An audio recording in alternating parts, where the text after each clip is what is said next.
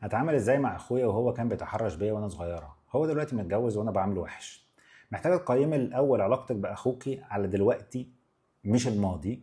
وتقيمي هو دلوقتي تصرفاته في الحياه تصرفات انسان ناضج وانسان مفيد، وعلاقتك بيه هتحسن من الحياه بالنسبه لك وهتخليك ان انت انسانه انضج واحسن، وهيبقى هو وجوده في حياتك سند ودعم.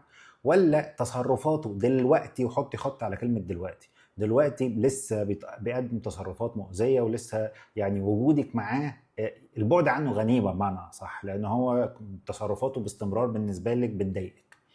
فهنا ده تقييم بناء على تصرفاته الحاليه، لان دايما بيكون في مشكله فين؟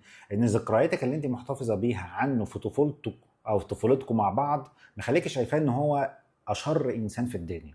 وبالتالي عشان تقدري تاخدي القرار وتقيمي هل هو انسان اصلا نضج واشتغل على نفسه فيستاهل ان انت ترجعي العلاقه معاه او لا، معتمد على الاول ان انت تفضي اللي جواكي ده، تفضي انه كونك ان انت محتفظه بكل ذكرياته اللي معاكي اللي ممكن تكون بقصد، وممكن تكون طش شباب، وممكن تكون بدون وعي، وممكن يكون اصلا بدون قصد، فانت كل ده ما تعرفوش لان انت جوه التجربه منغمسه فيها.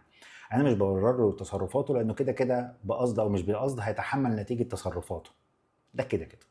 فبالتالي علشان هو اللي يتحمل نتيجة تصرفاته، مش انت اللي تعيشي في معاناة مستمرة بتمسكك بالذكريات اللي انت حطاها في دماغك وتفضلي تعيديها جواكي كل مرة تشوفيها فيه. فتلاقي نفسك ان انت عايشة في نزيف مستمر لمجرد ان انت بس بتشوفيه من غير ما هو يعمل اي حاجة. فبالتالي انت عندك التحكم في الحته دي، ان انت خلاص ذكرياتك دي تبتدي ان انت تسيبيها، تتعلمي الدروس المفيده اللي فيها، وتبتدي ان انت تسيبيها تماما من ذكرياتك، وتصفي الحته ديت. لو محتاجه مساعده اطلبي مساعده في الموضوع دوت.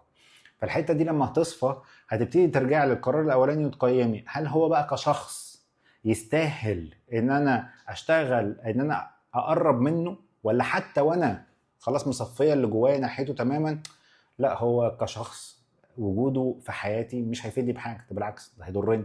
يبقى ساعتها البعد عنه غنيمه. فالموضوع ما فيهوش يعني تجمد، ولا اللي هو الحكم بالاعدام، ولا اللي هو نهايه المطاف. لا، دايما في امل ودايما في تغيير، البني ادم دايما بيتغير، مفيش حد فينا ما بيغلطش. وبالتالي دايما في فرصه للتسامح وال... وان المحبه نفسها والهدوء اللي في الحياه دوت والعلاقات تتحسن دايما موجود. مش عايزين ان احنا نبقى دايما تفكيرنا ازاي نقطع نضرب ننهي، مش هيوصل لحاجه.